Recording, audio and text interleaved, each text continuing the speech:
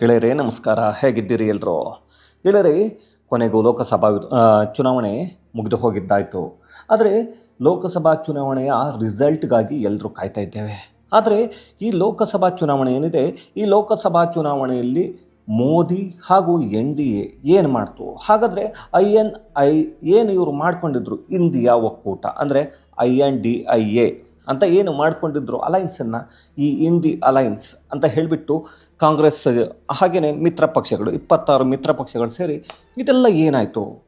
ಹಾಗಾದರೆ ಮೋದಿ ಇವರಿಗೆಲ್ಲ ಬಿಸ್ಕೆಟ್ ಹಾಕಿದ್ರಾ? ಒಂದು ರೀತಿಯಾಗಿ ನೋಡ್ತಾ ಇದ್ದರೆ ಹಾಗೆ ಕಾಣಿಸ್ತಿದೆ. ಯಾಕೆ ಈ ಮಾತನ್ನು ಹೇಳ್ತಾ ಇದ್ದೀನಿ ಅಂದರೆ, ಇಲ್ಲಿ 6ನೇ ಹಂತದ ಮತದಾನ ಆದ ನಂತರ ಮೋದಿಯವರು ಏನು ಪ್ರಧಾನಮಂತ್ರಿ ಮೋದಿಯವರಿದ್ದಾರೆ, ಇವರು ಒಂದು ಕಡೆ ಒಂದು ಇಂಟರ್ವ್ಯೂನಲ್ಲೋ ಯಾವುದೋ ಒಂದು ಮಾತಾಡ್ತಾ ಹೇಳ್ತಾ ಇರ್ತಾರೆ. ಇಲ್ಲಿ ಇವರು ಏನೆಲ್ಲ ಅಂದರೆ ಸ್ಟ್ರಾಟರ್ಜಿ ಅಂತನೋ ಇಲ್ಲ ಅಂತಂದರೆ ಇನ್ನೊಂದು ಏನೋ ಅಂದರೆ ನಮ್ಮ ಆಪೋಸಿಟ್ ಪಕ್ಷಗಳು ಬೇರೆ ಕಡೆಗೆ ಯೋಚನೆ ಮಾಡದ ರೀತಿಯಲ್ಲಿ ಏನೆಲ್ಲ ಮಾಡಿದರು ಅಂತ ಹೇಳಿಬಿಟ್ಟು.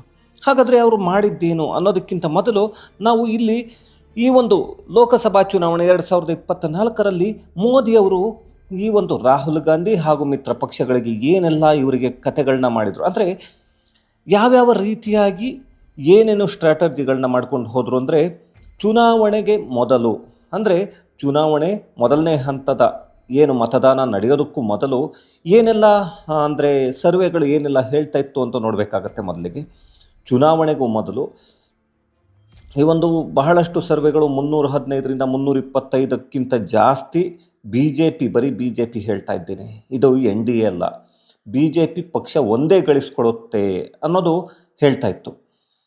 ಹಾಗೆಯೇ ಕಾಂಗ್ರೆಸ್ ಕೂಡ ಈ ಒಂದು ಚುನಾವಣೆ ಅಂದರೆ ಮೊದಲ ಹಂತದ ಚುನಾವಣೆ ಅಂದರೆ ಮತದಾನ ನಡೆಯೋದಕ್ಕೂ ಮೊದಲು 45ರಿಂದ 55 ಸೀಟ್ಗಳನ್ನ ಗಳಿಸ್ಕೊಡುತ್ತೆ ಅಂತ ಹೇಳ್ತಾ ಇದ್ರು. ಹಾಗೆಯೇ ಮೂರನೇ ಹಂತದ ಮತದಾನ ನಡೆದ ಬಳಿಕ ಏನಾಯಿತು, ಇದು ಸ್ಟ್ರಾಟಜಿ ನೋಡಿ ಯಾವ ಥರ ಇರುತ್ತೆ ಅಂತ. 270ರಿಂದ 280 ಅಷ್ಟೇ BJP ಗಳಿಸ್ಕೊಳ್ಳುತ್ತೆ ಅನ್ನೋದನ್ನು ಸರ್ವೆಗಳು ಹೇಳೋದಕ್ಕೆ ಸ್ಟಾರ್ಟ್ ಆಯಿತು, ಶುರು ಮಾಡಿಕೊಡುತ್ತೆ. ಅದೇ ಕಾಂಗ್ರೆಸ್ ಏನಿದೆ, ಕಾಂಗ್ರೆಸ್ 70ರಿಂದ 80 ಸೀಟ್ಗಳನ್ನ ಅಷ್ಟೇ ಗಳಿಸ್ಕೊಳ್ಳುತ್ತೆ ಅಂತ ಹೇಳಿಬಿಟ್ಟು ಬಹಳಷ್ಟು ಸರ್ವೆಗಳು ಹೇಳೋದಕ್ಕೆ ಸ್ಟಾರ್ಟ್ ಆಯಿತು. ಅದಾದ ನಂತರ 6ನೇ ಹಂತದ ಚುನಾವಣೆ ಅಂದರೆ ಮತದಾನದ ಬಳಿಕ ಇಲ್ಲಿ ನಡೆಯುವಂಥದ್ದೇನೆಂದರೆ, BJP 290 ಅಥವಾ 290ಕ್ಕಿಂತ ಹೆಚ್ಚಿನ ಒಂದು ಸೀಟ್ಗಳನ್ನ ಗೆಲ್ಲುತ್ತೆ, ಕಾಂಗ್ರೆಸ್ 50ರಿಂದ 51 ಸೀಟನ್ನು ಗೆಲ್ಲುತ್ತೆ ಅನ್ನೋ ಒಂದು ವಿಷಯಕ್ಕೆ ಬಂದು ಇದು ನಿಂತ್ಕೊಂಡಿದೆ. ಹಾಗಾದರೆ ಇಲ್ಲಿ ಯಾಕೆ ಈ ಥರ ಆಯಿತು ಅಂತ ಬಹಳಷ್ಟು ಜನ ಕೇಳ್ಬೋದು. ನೀವು ಮೋದಿಯವರ ಸ್ಟ್ರಾಟಜಿಯನ್ನು ನೋಡಿರ್ತೀರಿ, ಏನೆಲ್ಲ ನಡೀತಿತ್ತು ಅಂತ. ಅವರು ಮೊದಲಿಗೆ ಎಲ್ಲೂ ಹೇಳ್ತಿರಲಿಲ್ಲ 400ನ್ನ ಗೆಲ್ತೀವಿ ಅಂತ. ಇದ್ದಕ್ಕಿದ್ದ ಹಾಗೆ ಚುನಾವಣೆ ಶುರುವಾಗುವ ಹೊತ್ತಿನಲ್ಲಿ ಮೊದಲ ಹಂತದ ಮತದಾನ ಏನು ಫಸ್ಟ್ ರೌಂಡ್ ನಡೆಯುತ್ತೋ ಆ ಟೈಮಲ್ಲಿ ಫಸ್ಟ್ ಫೇಸ್ ನಡೆಯುವಂಥ ಸಮಯದಲ್ಲಿ ಹತ್ರ ಬಂದಾಗ ಹೇಳ್ತಾರೆ, ನಾವು 400ಕ್ಕಿಂತ ಜಾಸ್ತಿ ಸೀಟ್ಗಳನ್ನ ಗೆಲ್ತೀವಿ ಅಂತ ಹೇಳಿಬಿಟ್ಟು. ಅಲ್ಲಿಯವರೆಗೂ ಏನೋ ಗೆಲ್ತೀವಿ ಅಂತ ಅಂದ್ಕೊಂಡಿದ್ದ ರಾಹುಲ್ ಗಾಂಧಿ ಮತ್ತು ಟೀಮ್ ಏನಿದೆ, INDI ಅಲೈನ್ಸ್ ಏನಿದೆ, ಇಂಡಿ ಅಲೈನ್ಸ್, ಈ ಇಂಡಿ ಅಲೈನ್ಸ್ಗೆ ಒಂದು ಕಷ್ಟ ಆಗುತ್ತೆ. NDA ಎಲ್ಲೂ ಹೇಳಲಿಲ್ಲ. NDA ಹೇಳಿದ್ದು ನಾವು 400ಕ್ಕಿಂತ BJP ಹೆಚ್ಚಿನ ಗೆಲ್ತೀವಿ ಅಂತ ಹೇಳ್ಕೊಂಡು ಬಂದಾಗ ಇವ್ರಿಗೆ ಅನಿಸಿದ್ದೇನು ಅಂದರೆ, ಇವರು ನಾವು ಎಷ್ಟನ್ನು ಗೆಲ್ಲಬೇಕು ಅನ್ನೋ ಯೋಚನೆಯನ್ನು ಬಿಟ್ಟರು. ಇಂಡಿ ಒಕ್ಕೂಟ ಏನಿದೆ INDIA, ಇವರು ಅದನ್ನು ಬಿಟ್ಬಿಟ್ಟು ಇವರು ಕೊನೆಗೆ ಶುರು ಮಾಡಿದ್ದೇನೆಂದರೆ, ಅಲ್ಲಿ ಅವ್ರು ಗೆಲ್ಲಬಾರ್ದು, ಇಲ್ಲಿ ಇವ್ರು ಗೆಲ್ಲಬಾರ್ದು, BJP ಹಾಗೂ ಮಿತ್ರ ಪಕ್ಷಗಳು 400ನ್ನ ಗೆಲ್ಲಬಾರ್ದು, ಅದನ್ನು ತಡಿಬೇಕು ಅನ್ನೋದಕ್ಕೆ ಹೊರಟರು. ಅಂದರೆ ಇವರು ಏನು ಕಾಂಗ್ರೆಸ್ ಮತ್ತು ಮಿತ್ರ ಪಕ್ಷಗಳಿದೆ, ಇವರು ಗೆಲ್ಲಬೇಕು ಅನ್ನುವ ಸ್ಟ್ರಾಟಜಿಯನ್ನು ಬಿಟ್ಟು ಮೋದಿ 400ಕ್ಕಿಂತ ಹೆಚ್ಚು ಸೀಟ್ಗಳನ್ನ ಗೆಲ್ಲಬಾರ್ದು, ಮೋದಿ ಮತ್ತು ಮಿತ್ರ ಪಕ್ಷಗಳು ಅದನ್ನು ನಾವು ತಡಿಬೇಕು ಅಂತ ಹೇಳಿಬಿಟ್ಟು ಹೊರಟರು. ಹಾಗಾದರೆ ಇಲ್ಲಿ ಆಗಿದ್ದೇನು ನೀವು ನೋಡಿ, ಇದನ್ನು ಮೋದಿ ಹೇಳ್ತಾರೆ. ಕಳೆದ ವಾರ ಯಾವುದೋ ಒಂದು ಇದರಲ್ಲಿ ಮಾತಾಡ್ತಾ ಇರ್ತಾರೆ, ಇಂಟರ್ವ್ಯೂನೋ ಯಾವುದ್ರಲ್ಲೋ, ಅವಾಗ ಹೇಳ್ತಾ ಇರ್ತಾರೆ ಅವರು ಏನಂತ, 400 ನಾವು ಗೆಲ್ಲಲ್ಲ ಅಂತ ನನಗೂ ಗೊತ್ತಿದೆ, ಆದರೆ ಕಾಂಗ್ರೆಸ್ನವರು ಎಷ್ಟು ಮುಟ್ಟಾಳ್ರಂದರೆ ಆಯಿತಾ, ದಡ್ರು ಅಂದರೆ ನಿಮ್ಗೆ ಇಲ್ಲೇ ಗೊತ್ತಾಗುತ್ತೆ ನೋಡಿ. ನಾನು 400 ಅಂದೆ, 400 ನಾನು ಗೆಲ್ಲಲ್ಲ ಅಂತ ನನಗೂ ಗೊತ್ತು, ಅದು ಸುಳ್ಳು ಅಂತ ನನಗೂ ಗೊತ್ತು. ಆದರೆ ಅವರ ಗಮನ, ರಾಹುಲ್ ಗಾಂಧಿಯ ಗಮನ ಎಲ್ಲಿಗೆ ಹೋಯಿತು ಅಂದರೆ, ಕೊನೆಗೆ ಆ 400 ಸೀಟನ್ನು ನಾವು ತಡಿಬೇಕು ಅನ್ನೋ ಯೋಚನೆಗೆ ಹೊರಟೋದ್ರು ಅವರು. ಅಂದರೆ ನಾವು 400ನ್ನ ಬರಬಾರ್ದು ಅಂತ. 400 ಬರಲ್ಲ ಅನ್ನೋದು ನನಗೂ ಗೊತ್ತು ಅನ್ನೋದು ಮೋದಿ ಹೇಳುವಂಥ ಮಾತು. ಹೀಗಿದ್ದಾಗ ಮತ್ತು ಮೋದಿ ಯಾಕೆ ಹೇಳಿದರು ಅಂದರೆ, ರಾಹುಲ್ ಗಾಂಧಿ ಮತ್ತು ಟೀಮ್ ಏನಿತ್ತು ಅಂದರೆ ಇಂಡಿ ಒಕ್ಕೂಟ, ಈ ಇಂಡಿ ಒಕ್ಕೂಟದ ಏನು ಗಮನವನ್ನು ಬೇರೆಡೆಗೆ ಸೆಳೆಬೇಕಿತ್ತು. ಅದನ್ನು ಮಾಡಿದ್ರು, ಅಲ್ಲಿ ಯಶಸ್ವಿಯಾದರು. ಹಾಗಾಗಿ ರಾಹುಲ್ ಗಾಂಧಿ ಅವರಿಗೆ ಈ ತರಹದ ಪರಿಸ್ಥಿತಿ ಬಂತು.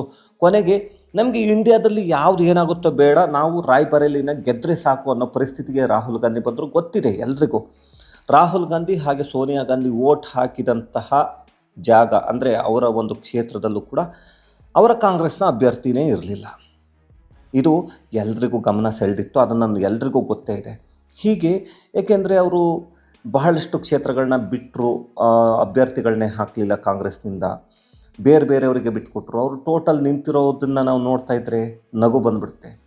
ಒಟ್ಟು 549ರಲ್ಲಿ ಒಂದು ಟೈಮಲ್ಲಿ 549 ನಿಂತ್ಕೊಳ್ತಾ ಇದ್ದಂತಹ ಈ ಒಂದು ಪಕ್ಷ, 549 ಕ್ಷೇತ್ರದಲ್ಲಿ ನಿಂತ್ಕೊಳ್ತಾ ಇದ್ದಂಥ ಪಕ್ಷ ಇವತ್ತು 200, 219, 220 ಕ್ಷೇತ್ರಗಳಲ್ಲಿ ಅಷ್ಟೇ ನಿಂತ್ಕೊಳ್ತಾ ಇರೋಂಥದ್ದು. ಅಂದರೆ ಅವರ ಮೇಲೆ ಅವ್ರಿಗೇನೆ ನಂಬಿಕೆ ಇಲ್ಲ ಅನ್ನೋದಕ್ಕಿಂತ ಇಲ್ಲಿ ಮೋದಿ ಮತ್ತು ಟೀಮ್ ಏನಿದೆ, ಈ BJPಯ ಜೊತೆಗಿನ ಮಿತ್ರ ಪಕ್ಷಗಳೆಲ್ಲ ಸೇರಿ ಇವ್ರನ್ನ ಏನಾದರೂ ಬೇರೆ ರೀತಿಯಾಗಿ ಸ್ಟ್ರಾಟಜಿ ಮಾಡಿ ಹಳ್ಳಕ್ಕೆ ತಳ್ಳಿದ್ರು ಅಂದರೆ ಖಂಡಿತ ಹೌದು. ಯಾಕೆ ಈ ಒಂದು ವಿಷಯವನ್ನು ಹೇಳ್ತಾ ಇದ್ದೀನಿ ಅಂದರೆ, ನೀವು ಕರ್ನಾಟಕದಲ್ಲಿಯೂ ಕೂಡ ಕೆಲವೊಂದು ಕಡೆ ಅದೇ ಥರ ಆಗಿದೆ.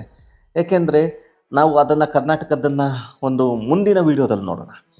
ಈಗ ಸದ್ಯಕ್ಕೆ ಇಲ್ಲದೇನು ನಾವು ನೋಡ್ತಿದ್ವಿ, ಒಟ್ಟು ಭಾರತದಲ್ಲಿ ನಡೆದಿದ್ದು ಇದನ್ನು ಸ್ಟ್ರಾಟಜಿ ಅಂತ ಹೇಳ್ತೀವಿ. BJPಗೂ ಗೊತ್ತಿದೆ ಅವರಿಗೆ ಬೇಕಾಗಿರುವಂಥದ್ದು ಕೇವಲ ಎಷ್ಟು ಬೇಕು ಅಂದರೆ ಅವ್ರ ಅಧಿಕಾರಕ್ಕೆ ಬರೋದಕ್ಕೆ ಎಷ್ಟು ಬೇಕೋ ಅಷ್ಟು ಈಸಿಯಾಗಿ ಬರುತ್ತೆ ಅಂತ. ಆದರೆ ಇವರು ಸುಮ್ಮನೆ ಬೇಕು ಅಂತ ಹೇಳಿಬಿಟ್ಟು ಮೋದಿ 400 ಪಾರ್ ಅಂದ ತಕ್ಷಣವೇ ಇವರು 400ನ್ನ ತಡಿಬೇಕು ಅಂತ ಓಡಿದರು.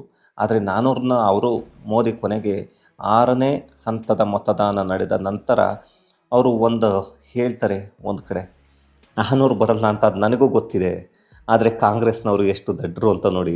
ಅವರು ಗೆಲ್ಲುವ ಕಡೆಗೆ ಯೋಚನೆ ಮಾಡಲಿಲ್ಲ, ನಮ್ಮನ್ನು 400 ಸೀಟನ್ನು ಗೆಲ್ಲದೇ ಇರೋ ಹಾಗೆ ಏನು ಮಾಡಬೇಕು ಅಂತ ಕಡಿವಾಣನ ಹಾಕ್ತೀವಿ ಅಂತ ಹುಡುಕ್ತಾ ಹೊರಟರು. ಇಲ್ಲಿ ಅವರು ಸೋತರು, ಅಲ್ಲೇ ಸೋತಿದ್ದಾಯ್ತು ಅವರು ಅಂತ.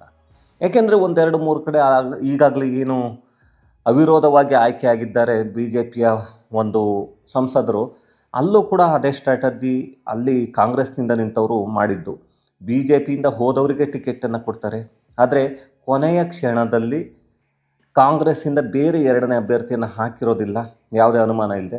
ಆದರೆ ಅಲ್ಲಿ ವಾಪಸ್ಸು ತಗೊಳ್ತಾರೆ, ನಾಮಿನೇಷನ್ ಫೈಲ್ ಮಾಡಿದ್ದನ್ನು ವಾಪಸ್ಸನ್ನ ತಗೊಂಡು ಅಲ್ಲಿ ನಿಂತಿದ್ದಂಥ ಕಾಂಗ್ರೆಸ್ ಪರವಾಗಿ ನಿಂತಿದ್ದಂತಹ ಅಭ್ಯರ್ಥಿಗಳು ಕೂಡ ಹೇಳ್ತಾರೆ ಇವರಿಗೆ, ನಮಗೆ ಇವರನ್ನು ಈ ರೀತಿ ಸೋಲಿಸಬೇಕು ಅಂದ್ಕೊಂಡೇ ನಾವು BJPಯಿಂದ ಇಲ್ಲಿಗೆ ಬಂದು ಈ ರೀತಿಯಾಗಿ ಟಿಕೆಟ್ನ ಕೊಟ್ಟಿದ್ರು, ಅವ್ರು ನಿಂತಿದ್ವಿ. ಅಂದರೆ ಮೊದಲಿನಿಂದ ಇದ್ದವರಿಗೆ ಕೊಡಲಿಲ್ಲ ಕಾಂಗ್ರೆಸ್ ಪಕ್ಷದವರು, ನಮ್ಮನ್ನು ನಂಬ್ಕೊಂಡು ಕೊಟ್ಟಿದ್ರು, ಹಾಗಾಗಿ ಅವರಿಗೆ ಹೀಗಾಯಿತು ಅಂತ.